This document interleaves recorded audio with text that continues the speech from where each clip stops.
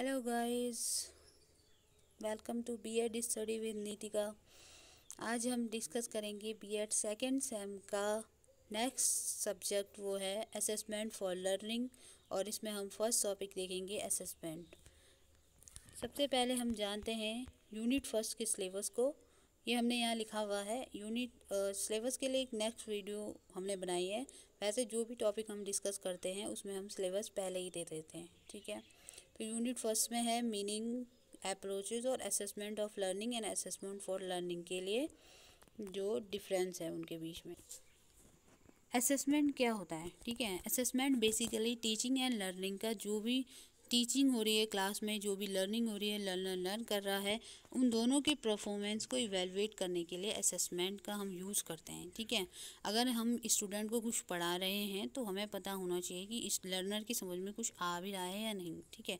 तो उसी के लिए हम क्या करते हैं, असेसमेंट करते हैं, ठीक है। लिन और मिलर के अकॉर्डिंग स्टूडेंट की जो परफॉर्मेंस है, ठीक है, जो लर्नर है उसकी परफॉर्मेंस है, उसको देखने के लिए, पता करने के लिए जो भी मेथड हम यूज़ करते हैं, प्रोसीजर हम यूज़ करते हैं, उनको असेसमेंट कहते हैं, ठीक है। एरेंट्स के अकॉर्डिंग जो भी टीचर्स होते हैं, ठीक है, वो अपने स्टूडेंट और अपने क्लासरूम के बारे में जो भी इंफॉर्मेशन गैदर करते हैं या सिंथेसाइज करते हैं, ठीक है, उसी को असेसमेंट कहते हैं। ये एक सिस्टमेटिक कलेक्शन होता है, एक तरीके का रिव्यू होता है, ठीक है, जिसके ज़रिए हम बाद में क्या कर सकते हैं, अपने एजुकेशनल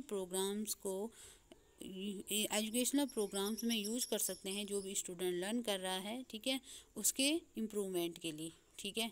हमने कोई क्लास में कोई टॉपिक पढ़ाया, ठीक है, उसके लिए हमने एक स्पेसिफिक मेथोडोलॉजी यूज़ की। मींस हम साइंस पढ़ाते हैं और हम किसी एक्सपेरिमेंट के थ्रू प्रैक्टिकल लाइफ से जोड़ने की कोशिश कर रहे हैं। हम बच्चे को एक्सपेरिमेंट समझा रहे हैं। अब बच्चा हम उसको किस तरीके से पढ़ा रहे हैं कि बच्चा अपनी प्रैक्टिकल लाइफ से उसे जोड़ पा रहा है या नहीं, ठीक है। अगर हमारी मेथोडोलॉजी अच्छी है, अगर लर्नर सीख रहा है, तो मतलब हमारी मेथोडोलॉजी अच्छी है, ठीक है। तो असेसमेंट से क्या होता है, टीचिंग का भी पता चलता है और लर्निंग का भी पता चलता है, कितना समझ में आ रहा है, ठीक है। नेक्स्ट है कि असेसमेंट का प्राइमरी पर्पस क्या है, ठीक है। तो ये मैंने अभी बताया कि स्टूडेंट की लर्निंग और टीचर की टीचिंग को इम्प्रूव करना ही असेसमेंट का पहला क्या है, पर्पस है, ठीक है, प्राइमरी पर्पस है, ठीक है। क्या करते हैं, जो भी इंफॉर्मेशन ये प्रोवाइड करता है उसके रिस्पॉन्ड में हम फिर क्या करते हैं, अगर टीचिंग में इम्प्रूवमेंट है तो टीचिंग में इम्प्रूवमेंट करते हैं, लर्निंग में इम्प्रूवमेंट करनी है तो लर्निंग में इम्प्रूवमेंट करते हैं, ठीक है। और अदर चीज़ें क्या हो सकती है, जैसे इंस्ट्रक्शन फंक्शन को फैसिलिटेट करने के लिए, एडमिनिस्ट्रेटिव और सुपरवाइजरी फंक्शन को फैसिलिटेट करने के लिए, टीचर पेरेंट्स रिलेशन को फोस्टर करने के लिए। तो ये अदर पर्पज़ है, लेकिन मेन पर्पज़ क्या है, बच्चे की और टीचर की दोनों में इम्प्रूवमेंट लाना, ठीक है। अब हम देखते हैं मोड ऑफ असेसमेंट क्या क्या हो सकते हैं, ठीक है। असेसमेंट किस किस तरीके का होता है। पहला होता है फॉर्मेटिव असेसमेंट, ठीक है। फॉर्मेटिव असेसमेंट क्या होता है, इसका मेन ऑब्जेक्टिव क्या होता है, फीडबैक देना होता है, ठीक है। क्या होता है, फीडबैक देना होता है। ये करना नहीं कि भाई तुम्हारी इतनी नंबर आए, या किसी को जज करना, ठीक है। असेसमेंट का मतलब जज करना बिल्कुल नहीं होता है। एस फॉर्मेटिव असेसमेंट स्पेशली इसका मतलब होता है फीडबैक देना, ठीक है। जैसे आज मैंने क्लास में कुछ पढ़ा दिया और कल को मैं उसका टेस्ट ले रही हूँ और सभी स्टूडेंट का परफॉर्मेंस देख रही हूँ, ये एक तरीके का असेसमेंट है, ठीक है। लेकिन हमने क्या किया, साल भर में एक बार हम क्या करते हैं, बड़ा एक एग्ज़ामिनेशन करवाते हैं। उसके अंदर क्या होता है, पास फेल मार्किंग होती है, ग्रेड सिस्टम होता है, ठीक है। उसमें बच्चे को जज किया जाता है कि बच्चा दूसरे क्लास में जाने लायक है या नहीं। तो ये इवेलुएशन होता है, ना कि असेसमेंट, ठीक है। तो हम देखते हैं कि फॉर्मेटिव असेसमेंट के अंदर its main objective is to provide the learner with feedback on how they are doing and thus help to learn more effectively, ठीक है। तो ये पता करने के लिए हम क्या करते हैं कि इसका मेन ऑब्जेक्टिव होता है ये फीडबैक प्रोवाइड करना कि लर्नर क्या काम कर रहा है, ठीक है, कैसा काम कर रहा है, और उसको फिर हेल्प करना और ज़्यादा इफ़ेक्टिवली लर्न करने में, ठीक है।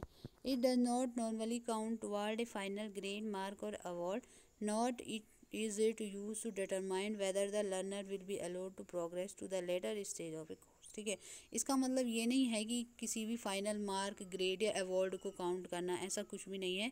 और ना ही ये जो फाइनल स्टेज में जो बच्चे का पेपर होता है, एग्ज़ाम होता है, उसको चेक करना, ऐसा कुछ नहीं है। ये बस एक फीडबैक के लिए, एक इम्प्रूवमेंट के लिए है, ठीक है। दिस इंक्लूड, इसके अंदर क्या आता है, डायग्नोस्टिक असेसमेंट आता है, ठीक है, जो कि बच्चे को केवल डायग्नोस करने के लिए किया जाता है। कोई भी सेक्शन हो या कोई भी सेशन हो जो हमें लग रहा है कि बच्चे के समझ में आया ही नहीं है, हमारे लिए जानना ज़रूरी है, हम उसका एक असेसमेंट टेस्ट ले सकते हैं, ठीक है। Discussion between a student and A mentor और ट्यूटर रिगार्डिंग वर्क डन और वर्क प्रोग्रेस में, ठीक है। डिस्कशन हो सकता है कि स्टूडेंट और या मेंटर या ट्यूटर के बीच में, ठीक है, उसके काम को लेकर के, उसकी प्रोग्रेस को लेकर के, ठीक है। अब हम देखते हैं नेक्स्ट है समेटिव असेसमेंट, ठीक है। फॉर्मेटिव क्या था, टीचर मेड होता है एक टाइप से, ठीक है। फॉर्मेटिव क्या होता है, एक तरीके से ऐसा होता है कि हमें केवल फीडबैक के बारे में नॉलेज रखनी है, ठीक है, बच्चे का इम्प्रूवमेंट देखना है, किस तरीके से इम्प्रूव किया जाए। अब है summative assessment, it is carried out at the end of a programme of instruction और section thereof in order to establish और measure word the learner has achieved, ठीक है। ये क्या होता है, जो भी प्रोग्राम हो रहा है, जो भी सेक्शन हो रहा है, उसके लास्ट में ये किया जाता है और ये जानने के लिए किया जाता है कि बच्चे ने अचीव क्या किया है, ठीक है। समेटिव असेसमेंट के थ्रू एक तरीके से हम फीडबैक नहीं दे सकते, ठीक है, दे भी सकते हैं, लेकिन अब ये लास्ट स्टेज होती है ना, जब बच्चे ने सब कुछ सीख लिया, ये एंड होता है प्रोग्राम का, ठीक है। लेकिन फॉर्मेटिव असेसमेंट हम बीच बीच में करते रहते हैं ताकि बच्चा और अच्छे से सीख सके और अपने समेटिव असेसमेंट में अच्छा प्रदर्शन कर सके, ठीक है।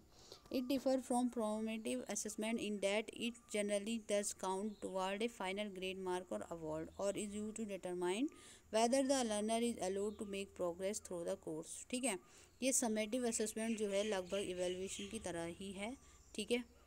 It differs from formative assessment, ठीक है। ये फॉर्मेटिव असेसमेंट से इस तरीके से अलग है कि जो समेटिव असेसमेंट होता है वो ये काउंट करता है कि बच्चे की फाइनल ग्रेड क्या थी, मार्क क्या था, उसे अवार्ड क्या दिया गया था, ठीक है, वो मतलब प्रोग्रेस है या फिर पास्ड हो गया है या फेल हो गया है, इन तरीके का, ठीक है।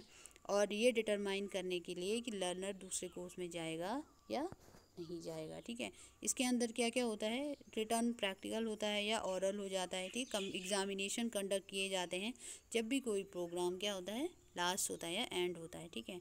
Diagnostic assessment that is carried out in order to predict future performance और एक्ट एज ए विकल्प फॉर सिलेक्शन, ठीक है। ये एक डायग्नोस्टिक असेसमेंट होता है इसमें, लेकिन किस फील्ड में होता है, ये जानने इस बच्चे की फ्यूचर परफॉर्मेंस को प्रेडिक्ट करने के लिए, ठीक है। तो ये क्या था, हमारा समेटिव असेसमेंट था और ये असेसमेंट का टॉपिक अभी क्लियर हो जाता है। तो असेसमेंट और इवैल्यूएशन में कंफ्यूज नहीं होना है। सिंपल बात यह है कि इवैल्यूएशन के अंदर ही असेसमेंट आता है, ठीक है, लेकिन असेसमेंट को हम इवैल्यूएशन नहीं कह सकते हैं, ठीक है। अगर टोटली बात किया जाए तो इवैल्यूएशन के अंदर असेसमेंट आता है, ठीक है, लेकिन असेसमेंट को हम इवैल्यूएशन नहीं कह सकते हैं। तो आज की टॉपिक यहीं पर है और कल हम इवैल्यूएशन के बारे में समझेंगे। तब असेसमेंट और इवैल्यूएशन के बीच जो कन्फ्यूज़न है और जो अंडरस्टैंडिंग बन नहीं पा रही है, उसको हम एक डिफरेंशिएट कॉलम लाएंगे, उसके अंदर डिफ़ाइन करेंगे, ठीक है। और थैंक यू।